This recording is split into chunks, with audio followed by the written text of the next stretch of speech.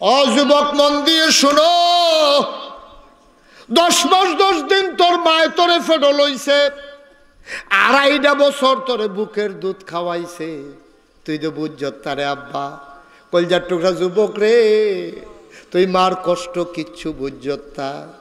মাগরিবের পরে তোর বাপে চায়েস্টল আড্ডা মাইরা আসার টাইমে গড়াইয়া খাইয়া ঘুমান দেয়, তোর মা অলগে দিয়া হইতা রইছে, তোর মার ফেডের ভিতরে তুই বড় হইতে আসত। এলেগে বুদ্ধি কইরা তোর আম্মায় তোর আব্বায় একটা হারিকেন ধরাই রাখছে মাথার কাছে, কারেন্টের ঘরে একটা ডিম লাইট না লাগাইছে। কোন সময় হঠাৎ করে কোন বিপদ হয়, আন্দাইরের ভিতরে বিপদ হইব, তোর আব্বায় সারা রাত ঘুমায় খবর নাই। একদিন আদিয়া দেহে তোর মায় বিছানার ভিতরে নাই, ঘুমাইতে আছে জামাই বউ, তোর আব্বায় আর আম্মায়, আদিয়া দেহে তোর মায় নাই। এবারে তাড়াতাড়ি করে হারিকেনটার কুদুর বাড়াই দিছে, গেল কো, এবারে উঠছে, ওইটা দেখে না বিছনার সাইডে ফাইডে তো নাই। আরে কই গেল, দরজা তো বন্ধ। আস্তে করে বেড়ার কাছে গিয়া দেহে জানালার ফাল্লা খুললা, জানালার শিখো দৌড়া এবিডে দাঁড়াইয়া কানতে আছে। সুবহানাল্লাহ কইতা না? তোর মায় তুই এমনি আইসত না, দুদিন নাই, তুই ওখানে না মা চিনস না, ফ্যাডের ভিতরে থাকতে তোর মায় কিতা করছে কুদুর হুনস না। তোর মা জানালার শিখটা দৌড়া কান্দে, জানালার ফাল্লাটি খোলা, তোর বাহে ফিসে দিয়ে গিয়ে মাথা তাত দিছে, কই কি মন খারাপ, বাপের বাড়ির কথা মনে পড়ছে? এবিডিয়ে কান্দে আর কয় ওহন বাপের বাড়ির সময় আছে, 10 বছর 15 বছর হয়ে গেছে, বিয়ে হইছে, ওহন আর বাপের বাড়ি কি কয় কান্দ গেরে। এবিডি কান্দে আর কয় আমি তো ঘুমাইছিলাম, হঠাৎ করে ফেডের ভিতরেতে আডু দিয়া গুতা দিছে, মাথা দিয়া ঢুস মারছে, আমার কলজাটা গিয়া লাগছে, আমি আর ঘুমাইতে পারি না।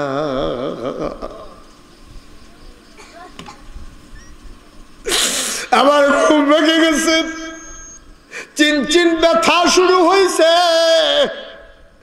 ও যুবক,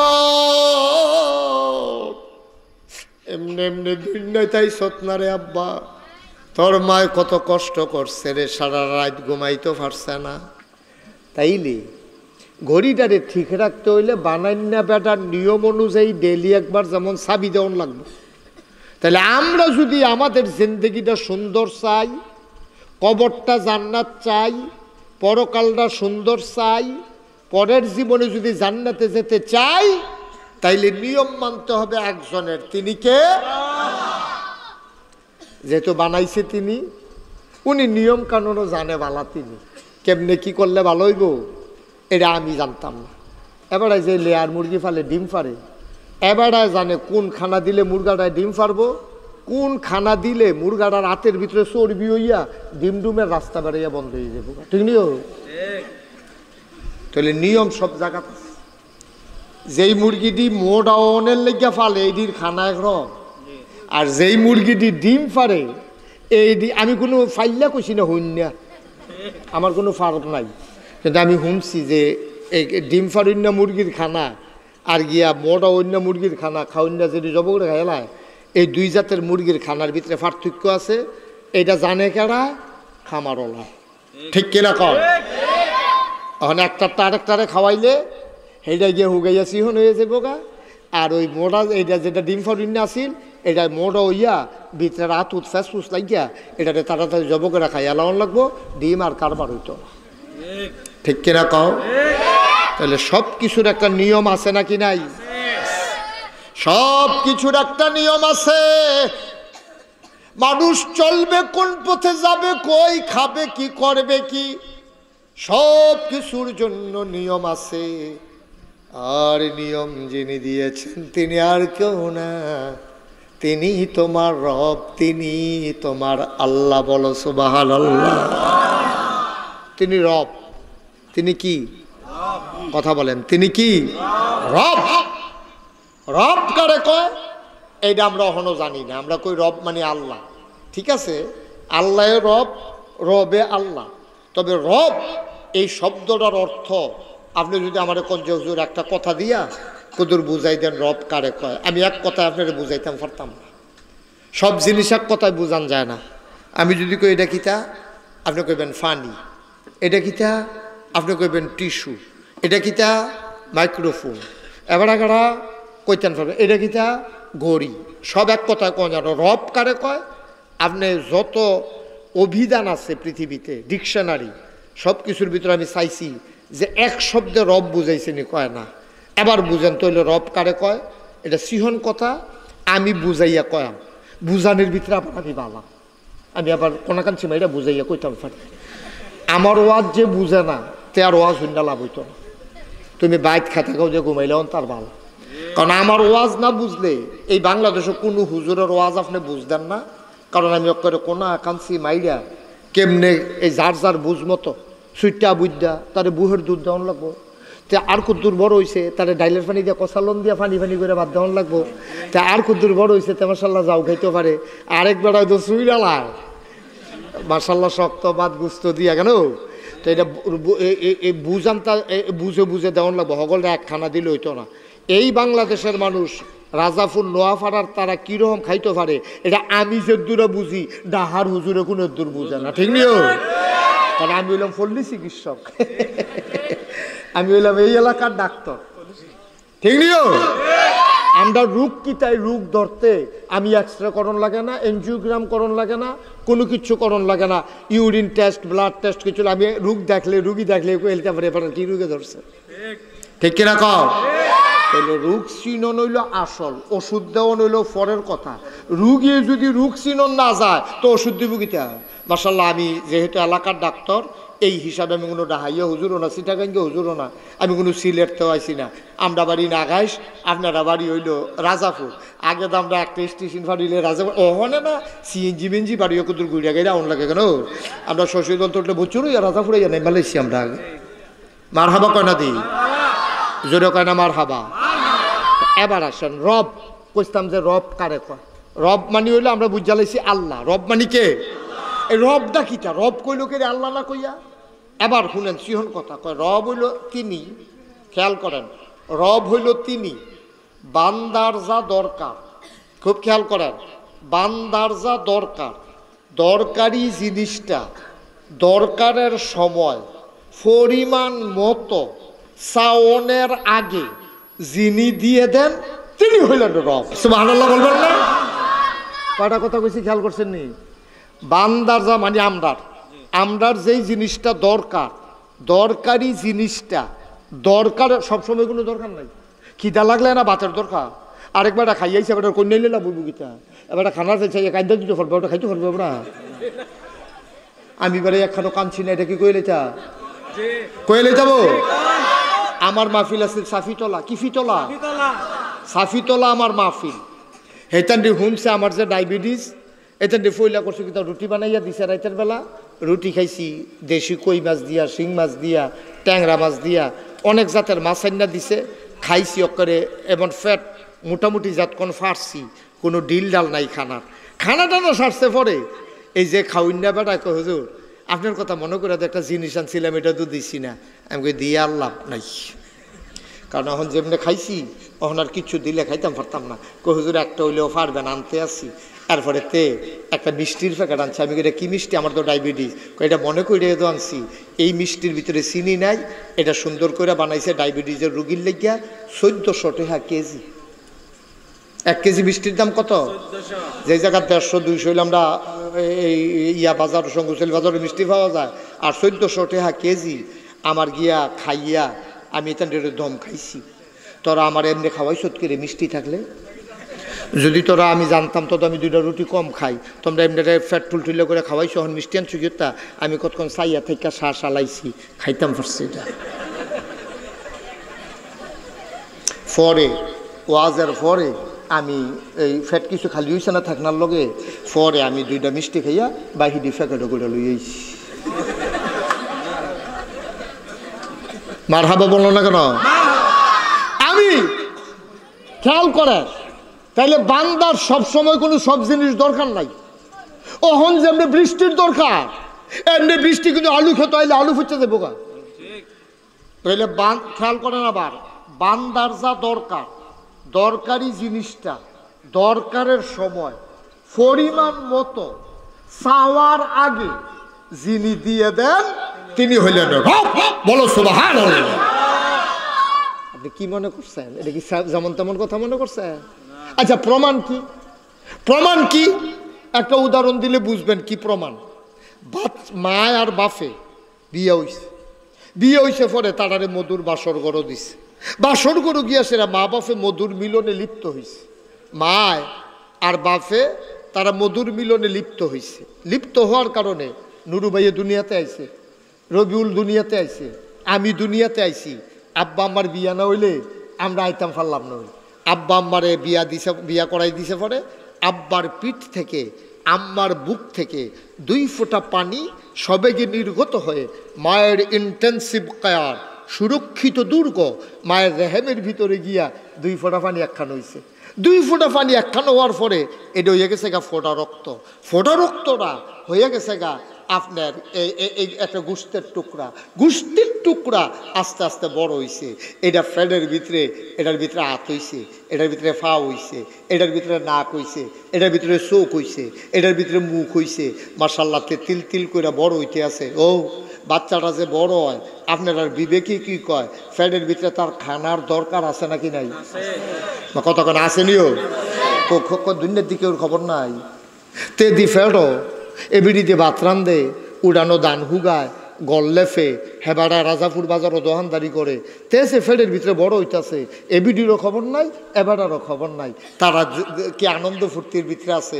সহালুইটা দোহানো যায়, রাইতের বেলা বাইতাইয়ে এবিডিয়ে সহালুইটা গট্টর ঝাড়ু দিয়া রান্না বান্না শুরু করে।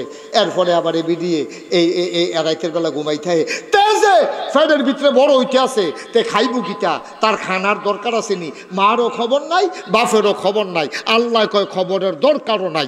বান্দা আমার, চিন্তাও আমার, ঠিক কিনা কও?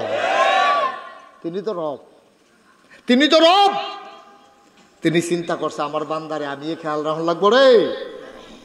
তোমরা মা বাপে খেয়াল করতা না, আর লেগে আল্লাহ করছে গীতা মার মাসিকের রক্ত বন্ধ কইরা মার নাবির লগে সন্তানের নাবির কানেকশন লাগাইয়া আল্লাহর কি কুদরত, ওই মায়ের মাসিকের রক্তটা তার দেহের ভিতরে পাচার করে দিছে, ঢুকাই দিছে। আর এই রক্ত দিয়ে আস্তে আস্তে তিল তিল করে বড় হইতে আছে। এখনও শেষ না তো, এরপরে তো দুনিয়াতে আইব 10 মাস 10 দিন পরে। তে খাইব গীতা, এই ব্যাপারেও মারও খবর নাই, বাহেরও খবর নাই। তে যে আইব দুনিয়ায় খাইব গীতা। আল্লাহ কয় বান্দা আমার, চিন্তা আমার। মার বুকের ভিতরে আল্লাহ তার জন্য খাবার প্যাকেট করে রাইখা দিছে। বিয়ে হয়েছে 10 বছর, 10 বছরের ভিতরে বাচ্চা হয় না, বুকও দুধ আইয়া না। যেই মাত্র ফেরো বাচ্চা আইছে, মার বুকের ভিতরে দুধ জমা হইতে শুরু করছে। সুবহানাল্লাহ বলবেন না? কি রঙের গড়া দৌড়াইতে আছেন? কুদ্দুর চিন্তা করছেন নি আল্লাহ আপনার লেগে কিতা কিতা করছে? কি সুন্দর করে সব কিছু সাজাই রাখছে, আপনার খবর আছে কিচ্ছু? মায়ের গর্ভের ভিতরে আপনার জন্য মায়ের দেহ থেকে রক্ত ঢুকাই দিলেন, নাভির সাথে নাভির কানেকশন লাগাইয়া। কেন তিনি মুখের ভিতরে দিলেন না? রক্ত হইল না পাক জিনিস, মুখে দিয়া রক্ত দিলে মুখটা না পাক হয়ে যাবে। এই মুখ দিয়ে আমার বান্দায় আমারে আল্লাহ কইয়া ডাক দিব, মাহফিলও বইয়া বইয়া সুবহানাল্লাহ কইব, আলহামদুলিল্লাহ কইব। সকালে বক্তব্য গিয়াতে আউযু বিল্লাহি মিনাশ শাইতানির রাজিম বিসমিল্লাহির রহমানির রহিম কইয়াতে কোরআন তেলাওয়াত শুরু করব। এই মুখটা দিয়েতে আমি আল্লাহ নামের জিকির করব, আমার নবীর উপরেতে দুরূদ পড়ব। এই মুখটা যদি আমি নাপাক বানাইলাই রক্ত দিয়া, নাপাক মুখেতে ফাক আল্লাহর নাম লইব, আমার কলজায় মানে না।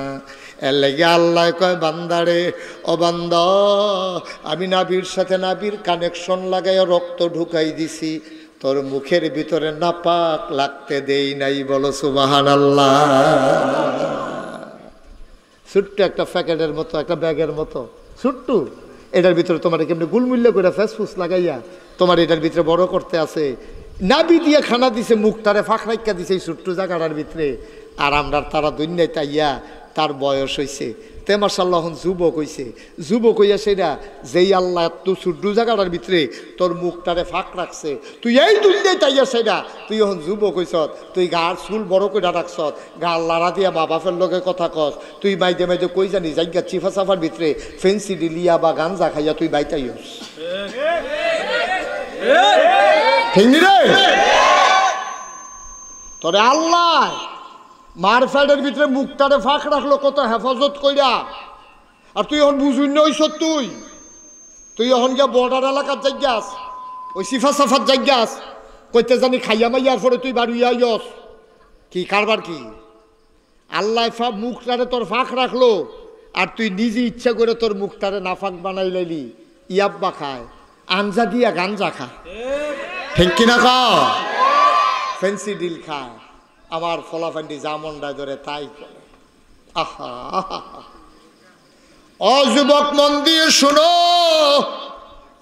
10 মাস 10 দিন তোর মায় তোরে ফেডো লইছে, 2.5 বছর তোরে বুকের দুধ খাওয়াইছে, তুই তো বুঝ তারে আব্বা। কলজার টুকরা যুবক রে, তুই মার কষ্ট কিচ্ছু বুঝতা। মাগরিবের পরে তোর বাপে চাষটল আড্ডা মাইরা আসার টাইমে গড়াইয়া খাইয়া ঘুমান দেয়, তোর মা অলগে দিয়া হইতা রইছে, তোর মার ফেডের ভিতরে তুই বড় হইতে আস। এলেগে বুদ্ধি কইরা তোর আম্মায় তোর আব্বায় একটা হারিকেন ধরাই রাখছে মাথার কাছে, কারেন্টের ঘরে একটা ডিম লাইট না লাগাইছে। কোন সময় হঠাৎ করে কোন বিপদ হয়, আন্দাইরের ভিতরে বিপদ হইব। তোর আব্বায় সারা রাত ঘুমায়, খবর নাই। একদিন আদিয়া দেহে তোর মায় বিছানার ভিতরে নাই, ঘুমাইতে আছে জামাই বউ, তোর আব্বায় আর আম্মায়, আদিয়া দেহে তোর মায় নাই। এবারে তাড়াতাড়ি করে হারিকেনটার কুদুর বাড়াই দিছে, গেল কো, এবারে উঠছে, উঠতে দেখে না বিছনার সাইডে ফাইডে তো নাই। আরে কই গেল, দরজা তো বন্ধ। আস্তে করে বেড়ার কাছে গিয়া দেহে জানালার ফাল্লা খুললা, জানালার শিখো দৌড়া এবিডে দাঁড়াইয়া কানতে আছে। সুবহানাল্লাহ কইতা না? তোর মায় তুই এমনি আইসত না, তো তুই নাই, তুই ওখানে না মাসিনস না, ফ্যাডের ভিতরে থাকতে তোর মায় কিতা করছে কুদুর হুনস না। তোর মা জানালার শিখটা দৌড়া কান্দে, জানালার ফাল্লাটি খোলা, তোর বাহে ফিসে দিয়ে গিয়ে মাথা তাত দিছে। কই কি মন খারাপ, বাপের বাড়ির কথা মনে পড়ছে? এবিডিয়ে কান্দে আর কয়, অহন বাপের বাড়ির সময় আছে, 10 বছর 15 বছর হয়ে গেছে, বিয়ে হইছে, অহন আর বাপের বাড়ি কি? কয় কান্দ কেরে? এবিডি কান্দে আর কয়, আমি তো ঘুমাইছিলাম, হঠাৎ করে ফেডের ভিতরেতে আডু দিয়া গুতা দিছে, মাথা দিয়া ঢুস মারছে, আমার কলজাটাত গিয়া লাগছে, আমি আর ঘুমাইতে পারি না।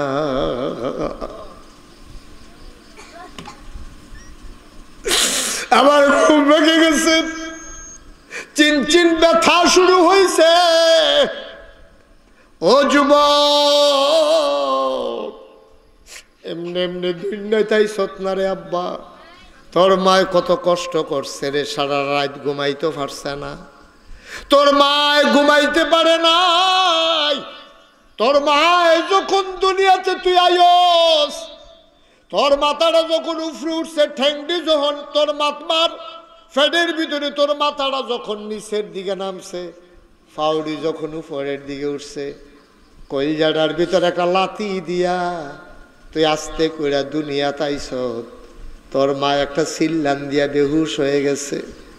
আল্লাহ ফেরেস্তারে ডাক দিয়া কয়, ফেরেস্তারে আমার এই বান্দিটা তো মইরা যাইব গা, তাড়াতাড়ি হুশ ফিরাই দে।